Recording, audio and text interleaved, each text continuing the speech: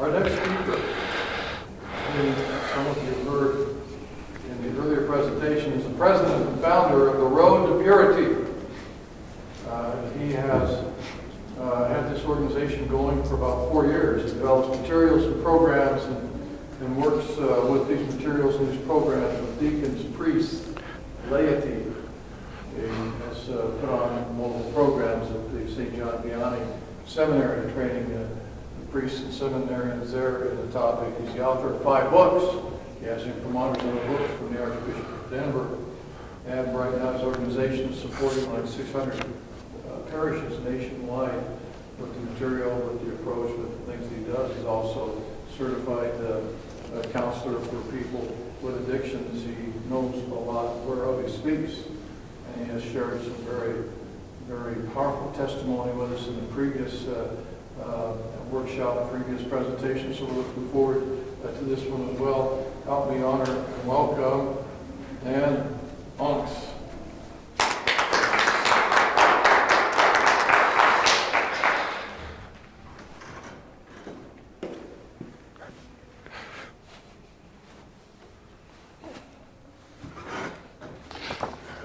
Well, thank you everybody for coming. I'm going to start with a Hail Mary to kick it off.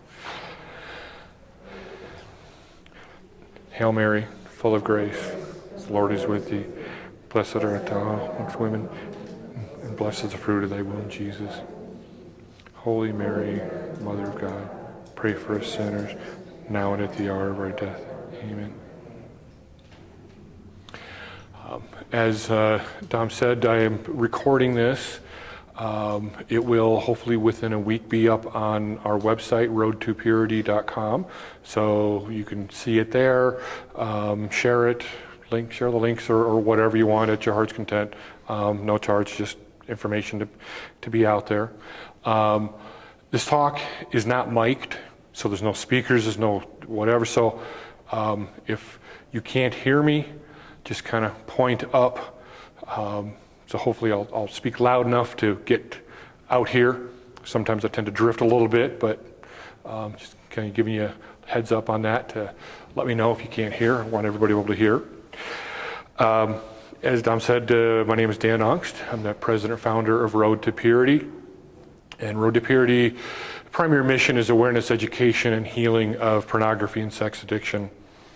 I'm a certified addiction counselor, but what makes the most sense, what you need to know about what I do and what I say, is that I am a recovering sex addict. I was addicted for well over 30 years, and I've been in recovery for about 10 or 12 years. Today's talk is Objectifying Love. It's how the porn culture impacts your children and family. The topic is, of course, a very serious topic. As you know, a lot of people don't want to know about this. They don't want to hear about it. But just beware, it can be a little dark at times. But it's truthful. I am upfront. I am bold, and I'll tell you what's going on. This talk will be split into kind of 3 parts. First is, what is a culture of porn and why does it exist? How it impacts society, family, and children, and what to do about it, what you can do about it with your own family.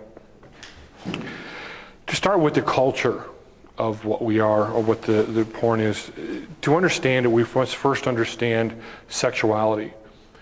To contrast, we have to know what God's plan for sexuality is, briefly, and understand who man is in the image of God. To begin with, this is revealed in Scripture. 1 John chapter 4 says God is love. Ephesians chapter 2, God is rich in mercy. John 3:16, God sacrificed his son. See, God is mercy, sacrifice, and love. And it's who we are in his image as well. But mostly it's revealed in the Holy Trinity.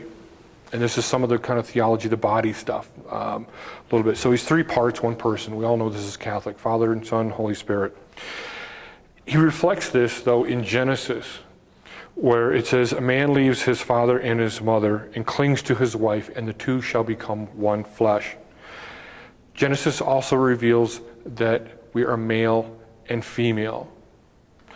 Not male and male, not female and female, not one of a dozen sexes that you can pick from, not one of 50 different options you have on Facebook to pick and whatnot. It's male and female. That's who God created us to be. Man and woman in holy matrimony are joined as one flesh, in union with God. Man, woman, and God, 3 parts. This is a reflection of the Holy Spirit, or the Holy Trinity, rather. Christopher West, an expert in sexuality and theology, is quoted as saying, in the sanctity of marriage under God, sex is the wedding vows made flesh. In this divine union, when God wills it, a child is created. Mother, father, child. Another image of the Trinity. God's image is stamped all over the place, in the Trinity, in marriage, in the family. This is who we are in God, and the expansion of His kingdom and the expansion of His image is through the family and our relationship and our union with Him in marriage. But the mechanics of this expansion is sex. It can be said that sex is the foundation of our existence.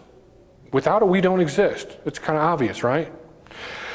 So, additionally, being human in the image of God, we are called to exhibit love, mercy, and sacrifice. That's what we do with our spouses and with our families. We sacrifice for them. We exhibit love. We have mercy on them when they do things wrong, on our children and our wives and husbands and so forth. In marriage, the sex is a gift of self. It's the experience of transparency, trust, and vulnerability. We express this transparency, vulnerability, and trust by giving of ourselves, emptying ourselves to our spouse.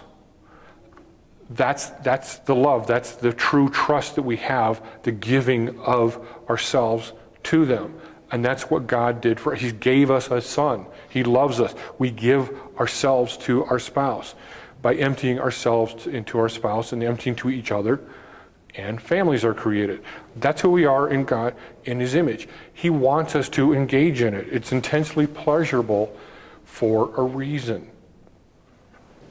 The whole biological design falls back to God. The idea of dopamine, oxytocin, epinephrine, vasopressin, testosterone, all of these are part of our sexual creation of who we are and the way we exist.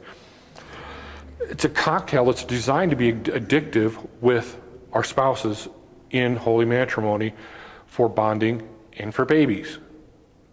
We're entitled to and expected to enjoy it and express it in that way. 1 Corinthians chapter 7, God encourages sex. It says the wife does not have authority over her own body, but yields it to her husband. The husband does not have authority over his own body, but yields it to his wife. Do not deprive each other except for a mutual consent for a time. This is all a gift from God and a giving of self. Now we bring in this sinful nature, our fallen nature. We take Satan and his plans. We flip the entire thing on its head. We only need to change one piece of it. Take the giving and turn it into taking. Take instead of give.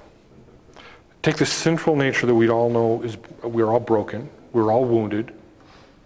Just part of the deal with being human. Understand that God created us to love and be loved. We must have it. It's who He created us to be. If we don't have it, we're going to manufacture it, or we're going to accept any counterfeit thrown our way. We're so desperate that we will attempt to take love, even though it can't be done. Now recall, the original part of sex, the ultimate gift to each other, when a spouse is transparent, vulnerable, and so forth, we're trusting. She gives herself, or he gives himself, completely to the other person. She yields herself, as we said in 1 Corinthians. We want to feel loved so badly, because God created us to be this way. We will compromise what we know to be God's will to take this behavior in a sinful way. Prostitutes have capitalized on this since the beginning of time. They know we are going to do whatever we need to get it. They know we're all empty for it and we all need it. That's the core of our woundedness and what we're trying to do. That's why we are so open to things like pornography. Now, this is where pornography in society kind of comes in. Let's get to a little brief history. Porn, while existing at some level throughout our history, whether cavemen doing things or small magazines or minimal form, it really began to explode when Playboy came on the scene in 1953. The sexual revolution followed soon after in the 60s.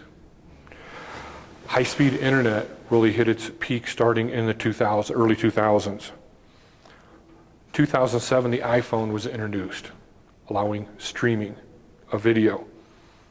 In 2007, Pornhub, which is now the world's second largest porn developer, was formed.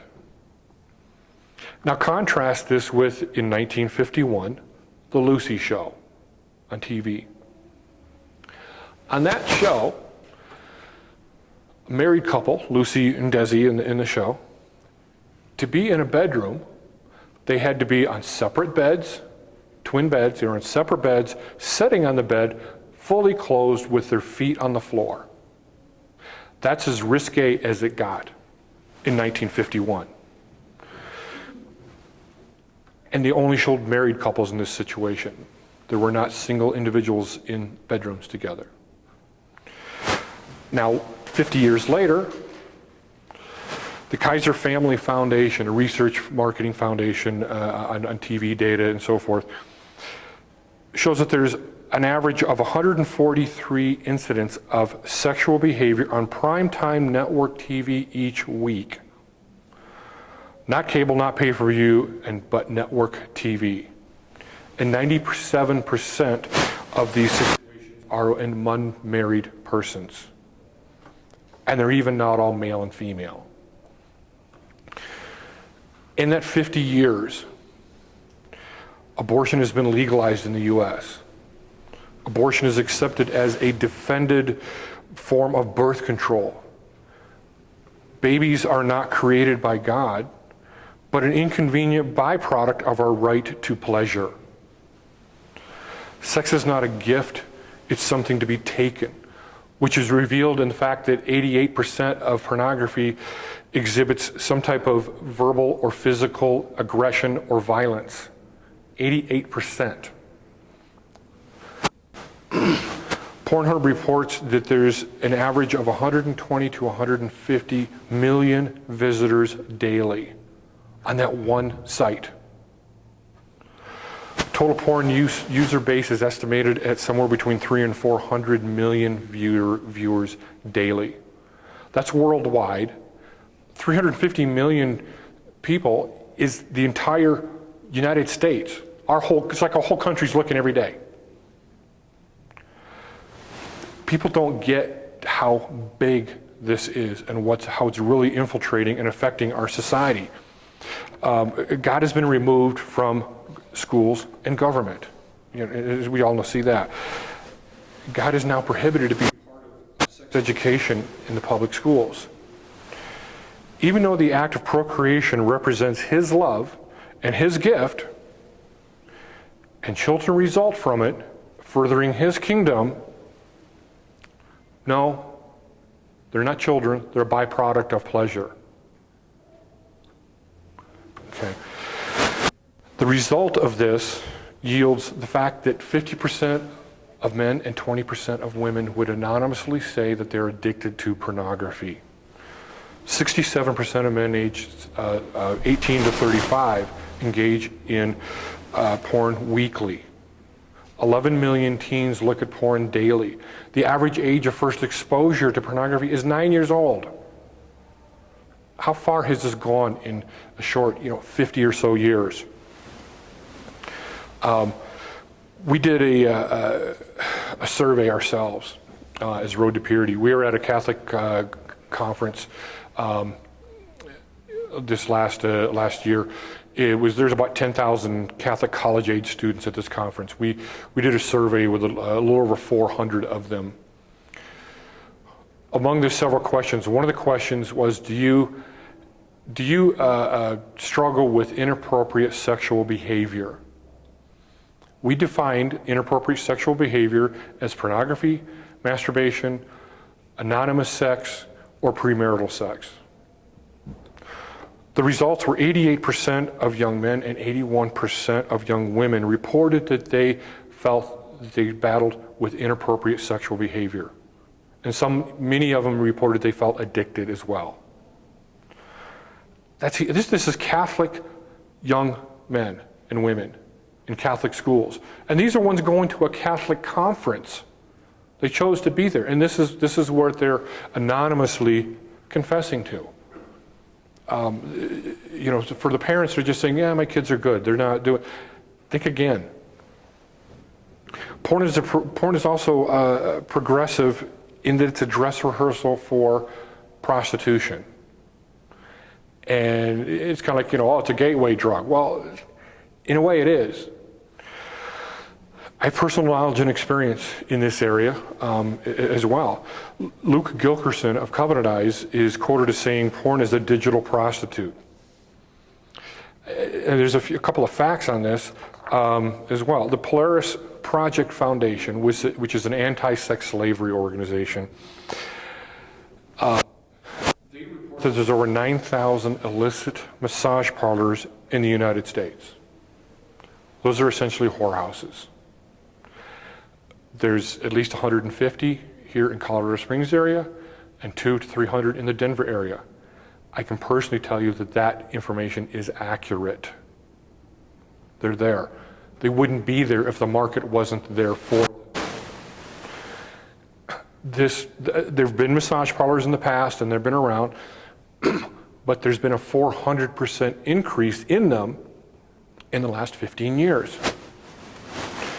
Look at prostitution or escorts. Right now there's over 1 million prostitutes and escorts active in this country. 1 million. Some data from U.S. Justice Department, this Polaris Project, and a Business Insider kind of pulled together. 1950 to 1990, in that 40-year incidence where data was collected, prostitution grew 4.7%. 1990 to 2000, it grew 11.8%. Jumped in that 10 years. 2000 to 2014, that's when the data stopped or was available, it grew 241%. This reflects directly on our families, the exposure to it and what's out there. Now, the data, you take a look at the numbers I gave you of when the iPhones came out, when porn became streaming, high internet speeds, whatever. When all that exploded, all this other went with it. It allowed all this to happen, and the demand was there for it. Now, with our families and so forth, when you're just looking and say, well, what's going on in my family, with my husband, with my daughter, my sons, whatever, here's some of the physical characteristics that you might notice with people that are involved in it. There'll be an increase of selfishness, narcissistic tendencies, depression or anxiety, isolation, reduced IQ and inability to concentrate, explosion or ADHD symptoms. Now, in this same process, over the last 20 years, again, there's been a 50% increase in ADHD diagnoses. There's also anger issues, sometimes violent tendencies towards women, lack of empathy, compassion, or just general indifference, resistance to seeking growth in virtues, etc. And it's clear that porn has really affected our mainstream society and how things grow. Our TV entertainment and suppression of God, in an environment in our schools and society, and general behaviors, these learning disorders and so forth, are all evidence that this is an effect and impact on our society and our families. Now, some of these issues, we talk about the ADHD symptoms and so forth. I'll give you a little bit of background on some of that. The average person, when looking at pornography, will stay on a scene for 18 seconds, then change, then change, and then change. They're creating an inability to focus and concentrate in their brains. They're rewiring their brains to have constant change and new information fed. That's affecting some of the ADHD symptoms and the inability to concentrate and focus, which is reducing IQ scores at the same time.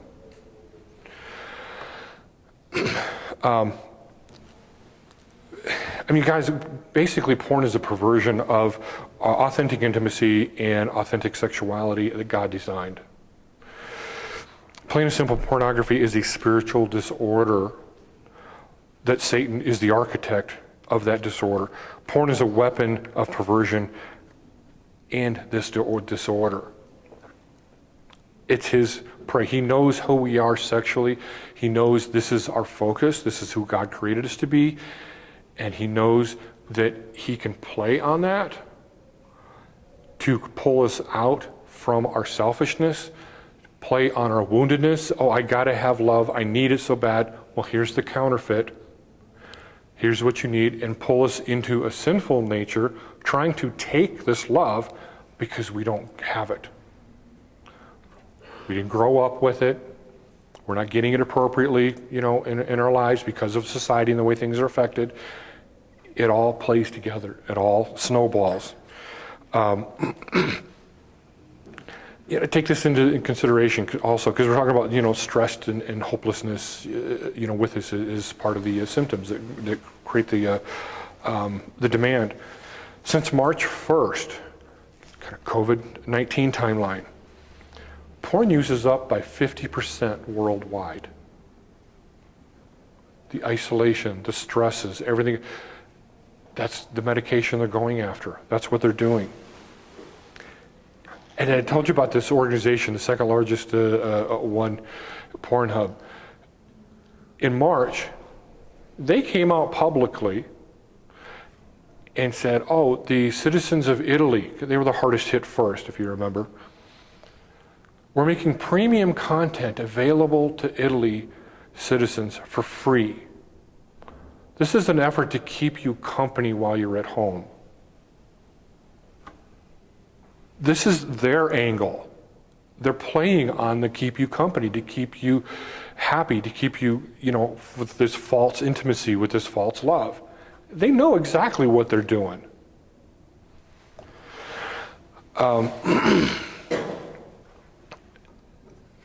So what do we do? How do we fix this? We need to start young.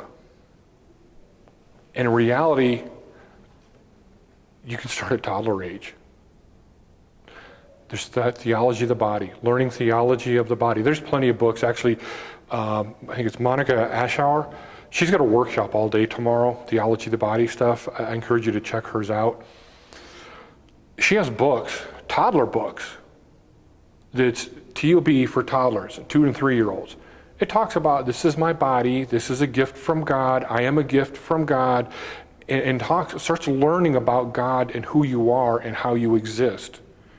It's not sexual, that's fine, but that's part of theology in the body of who we are in God's image and how he created us to be. Start training your kids at that age.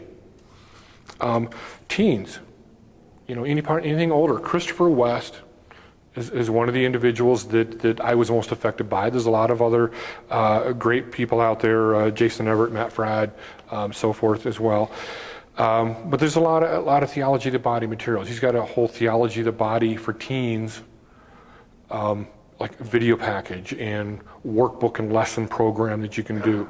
There is countless YouTube videos on theology of the body by any of those three individuals. It's something phenomenal to learn to begin with. And this is education to get started with before you start going down the wrong path, to help your kids get educated on what's supposed to be. Because bottom line is, it's too hard to really change this. Just telling them, oh, this is bad and it's a sin, doesn't work. There's too much competition with their peers. It's too enjoyable. It's created to be stimulating and enjoyable. Well, why not? What's wrong with it? Oh, it's bad. My dad said it's bad. Well, yeah, whatever. Of course, he's my dad. He's going to say that. I want to enjoy it. They don't, unless they know really what it's about, they don't withstand from it appropriately. And one of the real issues from in families is the parents don't know this information. So they're not telling their kids, or they're not teaching their kids. They're telling them, like I just said, oh, don't do it. It's bad. It's a sin. What's really wrong with it? What's right with it? What is good about sex? How is this supposed to be? How is this designed? The parents don't understand this. You need to educate yourselves to understand this yourselves and to be able to convey it to your children and to understand where they're at when they're struggling or they're having a problem, and to help them have the language to speak up about it when they're with their peers. 14-year-old is not going to stand up to his 5 buddies saying, well, I'm not going to look at porn because my dad said it's bad. That doesn't work, right? He's got to have language and understand it, what to do and how to say it. Some of the other action items or practical steps that we can do is limit times on electronic devices. Kids have gotten addicted to our electronic devices. They're stimulating things. They're part of the problem as well with the overall issues. So sure, they need them. They're tools. They're fine to use, but they don't need to be tied to them as if they are owned by them. There's absolutely nothing wrong with telling your kids, okay, when you go to bed, you put your device to bed. There's a charger on the kitchen counter or in the den, whatever. You put it to bed, you plug it in. If you don't respond to a text at 1 a.m., your friend is not going to disown you or die. If they did, they're not your friend. They need to understand that this is not, can't be owned by this. They're addicted to that as well. Keep computers and so forth, whenever possible, in visible areas. They don't need to be in their bedrooms where they close the door and access them. It's too much of a temptation. There's so much information that they can accidentally run into. There's so many ads on the sides, of email accounts and whatnot, and social media accounts that they can go to. That can take them down the wrong path easily, take them down, start compromising their visual integrity of what they're looking at, and start triggering, sexual thoughts and urges and whatnot. They don't need to accidentally go into that and just start dabbling into it because they go the wrong way with it. Those are some of the boundaries that I talk about and teach in my programs with adults who are battling. You don't look at your computer when everybody's gone to bed. You don't have it in a place that's secure and private. Because some of the things you can, as an adult, you can start looking at email at 11 o'clock, and pretty soon, I'm going to start looking at social media. Oh, I wonder what my girlfriend that I had 15 years ago is doing. Oh, I'm wondering what Jennifer Lopez is wearing at the Grammys. And one after another, and pretty soon, while everybody's in bed, I'm just going to start looking at porn. Well, you didn't sit down and say, I'm going to look at porn. I sat down to look at my email. And from your own behavior, you can look back and say, well, yeah, 3 out of 5 times when I sit down to look at my email in the evening, I end up here. Well, it's a problem. You got to set that type of boundary, and that happens with your kids as well. It's extremely important to put electronic filters on all the devices. Dads, too. Remember your kids before they're 18. They have privileges, not rights. That's a big difference. You know, they try to play the right, I have the right to do this. You're 14, you don't have the right to do anything other than, you know, get fed and housed, you know. If they stumble into porn, know what to do. Jumping on them and barraging them or berating them and making them feel guilty and so forth is going to only make them not tell you the next time. It's not going to help them any. Know that it's something that they stumbled into, they don't know what to do with it. Well, maybe it's your fault you didn't educate them enough. Maybe you did, and because it's interesting, they still got pulled into it. Well, okay, see, son, this is what happened, and this is where we need to go. What were the feelings that you had with this? What do we do with these? Look at some of the porn recovery programs, and we got plenty of them with Road to Purity, stuff that I've developed with that.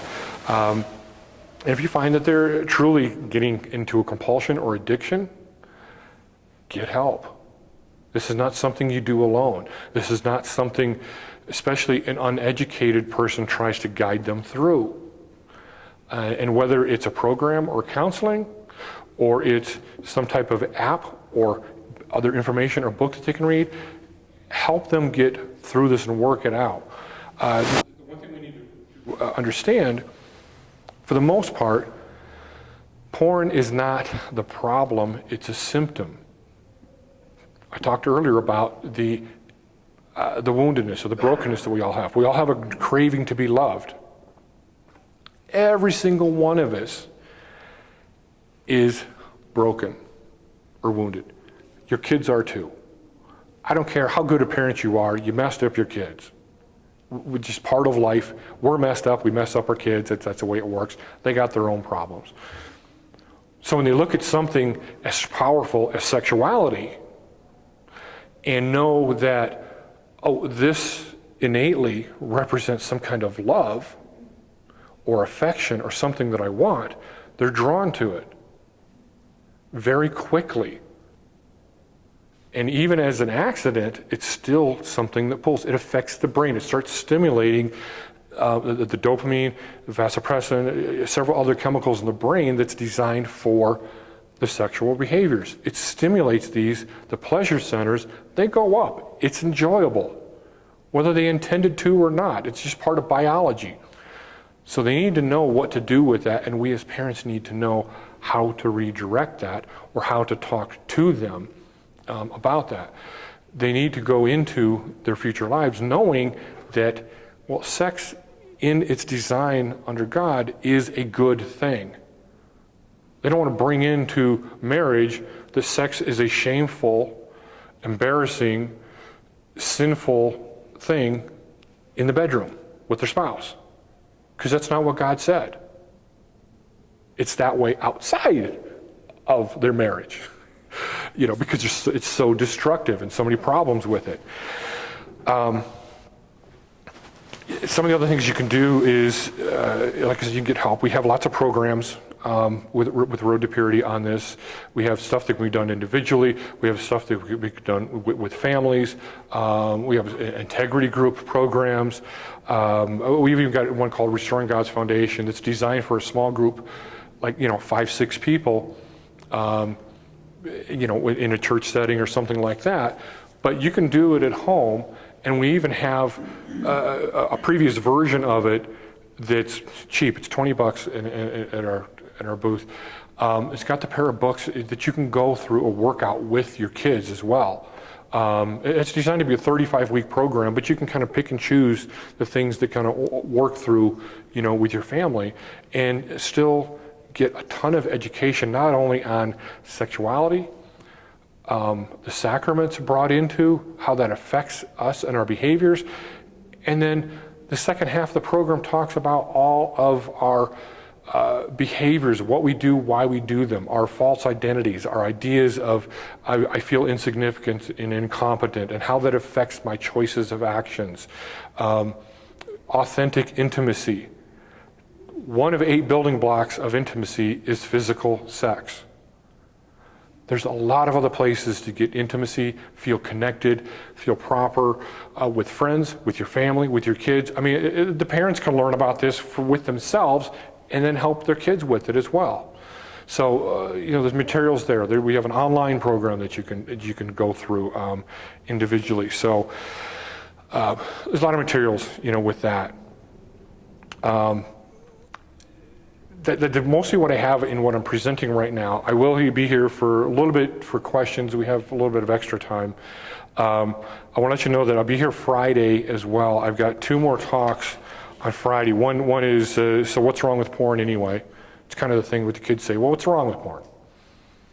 Myths and truths revealed about it. And that blends right into the next session, which is called Breaking Free. It's a mini workshop.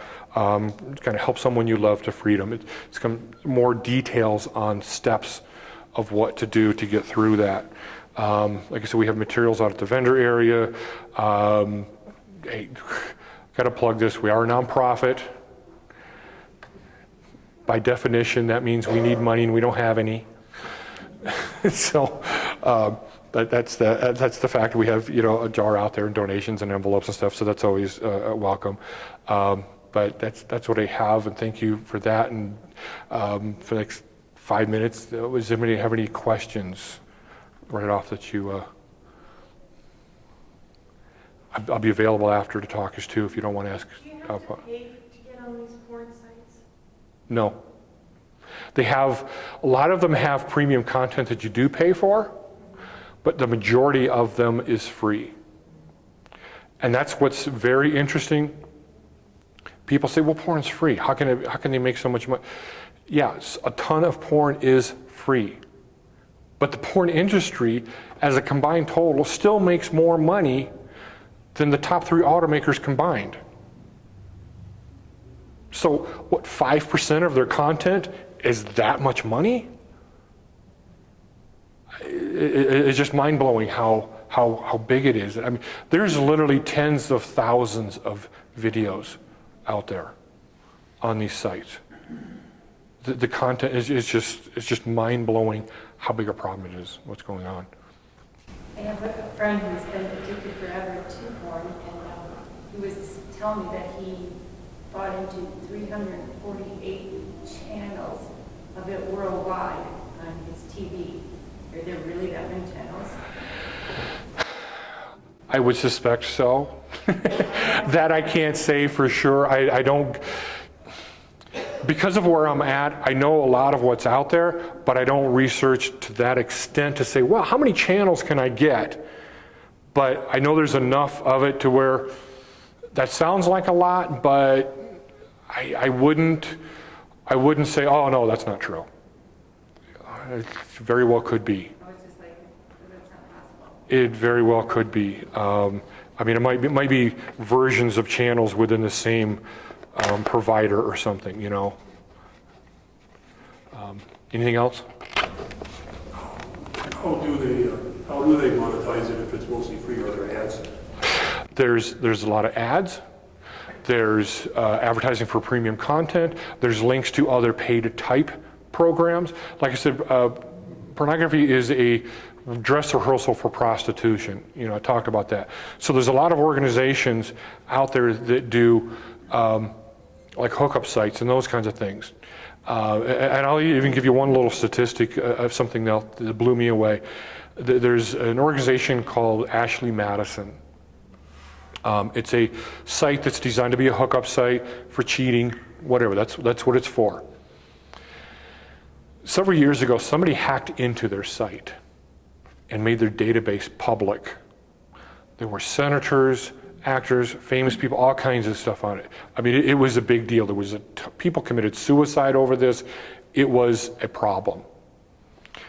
Somebody did an analysis on that database. There are 43,000 zip codes in the United States. only 3, not 3,000, not 300, but 3 zip codes did not have an Ashley Madison account. And they're one of dozens of sites that do this. Tell me this isn't a problem.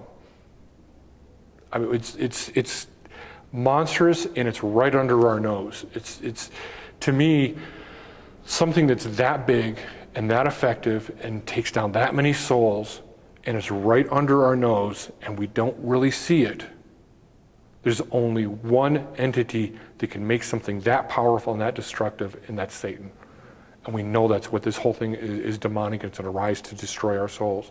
And he's using the very thing that God created to procreate and expand God's kingdom. He's turning it inside against us to destroy our souls. So, yeah. So they have the ability to track that down, but there's nothing to do with it. I know we have freedom of speech and all that. Right. And it's tough. The underage stuff, yes, is legal, is illegal, and that's a problem, and they will force that. But the rest of it, yes, it's the free speech kind of thing. In fact, there's a statistic a few years ago from the U.S. State Department. There were over 2,000 websites that were on child porn housed in the U.S. that were on torture and rape of children. 2,000 sites.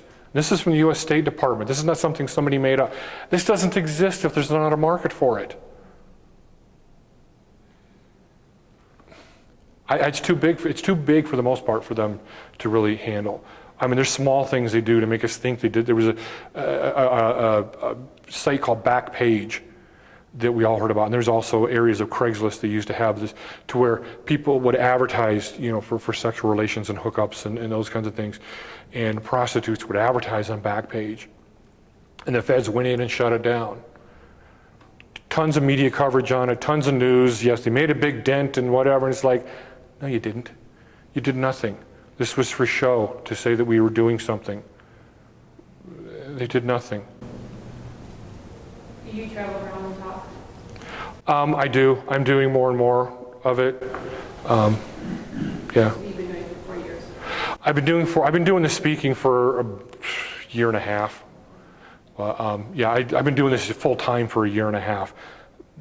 Beginning of it, I was doing it part time, more developing systems and talking to people and counseling and programs. And I mean, I do programs, for priests, and I do training in the seminary. I teach seminarians who are going to be ordained in the next year how to address sexual sin in the confessional, because 3 Hail Marys and an Our Father is not going to keep them from coming back, and that's not good enough. So Pope Francis said specifically in pornography, the church is the field hospital after battle. That means they're the MASH unit. They need to know what to do. They need to do something, and I'm working on training deacons and priests and future priests on what to do on this, because when 50% of the flock in your church is addicted or looking or what, and you don't know what to do, you haven't been formed in this, somebody needs to, and I've been told I need to do this. One other thing, how do you think Hollywood, the movies that Hollywood is making, that influences the younger generation to, make it seem like it's status quo, all these different types of 50 Shades of Grey? They glamorize sex. What's that? They glamorize sex, sexual promiscuity, homosexual behaviors, abuse. I mean, 50 Shades of Grey, that's more of objectification. That's treating women, with disrespect and as an object, not a human, not a person. And that's, that was a perfect example of something that is purely evil in what it's representing and how it's affecting our kids and what they're learning. I talked to somebody today who said they're a teacher in the schools, and he said the kids they're just looking at porn on their phone in the school in the open. If you go on Netflix and look at the titles of the movies now that Hollywood's putting out, it's either supernatural, sexual in nature, right, or death and violence, or yep, devil, evil related titles. Where are we going? And who's watching that, the younger generation? Right. Where are we going? What are we teaching our kids? What are we allowing our kids to be taught is the bigger thing. So, Do you have recommendations on at what age to start talking to your children about these things? 2 or 3. How do you do that? And like I mentioned earlier, there are certain materials out there. Monica Aschauer, who is here, I think she's doing a workshop all day tomorrow, I believe. I have some books that I have in my own research. That was TOB for toddlers. It's teaching them about, this is your body, this is a gift from God, this is my gift. And as they get older, you know, oh, these are your private parts, this is the part covered by swimsuits, and this is the part that you don't let other people see, because these are your personal private parts that God made for you. And they gently bring it in to theology and the body and who God made us to be. And as you get older and learn into sexuality, then you can learn more about, you know, the procreative acts and so forth. But you start at the beginning knowing God and my body and who I am and who I was created, you know, to be. And that you got to start there. You know, the longer you wait, the more backtracking you got to do. You know, and when average first exposure is 9 years old, you don't have a whole lot of time. You know, so